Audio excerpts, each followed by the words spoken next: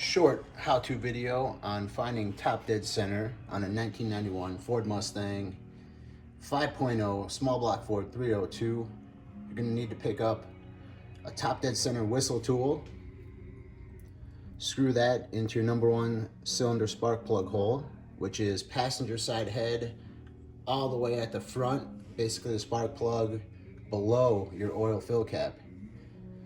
I have all the spark plugs out to make turning the engine easier while I'm doing maintenance. I suggest you pull all the plugs, makes it easier. Inspect your plugs, replace them, etc. Now, turn the engine clockwise. We're currently at 0, top dead center number 1. We're gonna take it all the way around so you can see just how long it could take to get back on the compression stroke.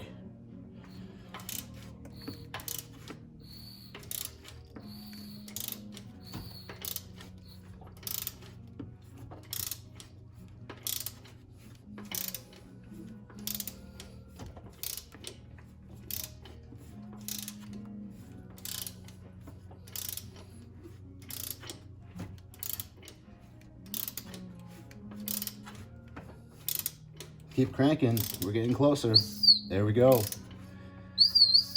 Now we're back on the compression stroke. Now keep a close eye. Your timing pointer and your balancer, you're gonna wanna spin this engine on the compression stroke until we get to 0, top dead center on the balancer.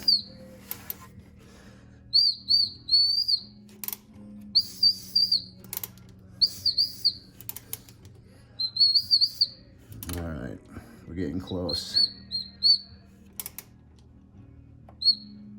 All right, take her right down to 0 on your balancer.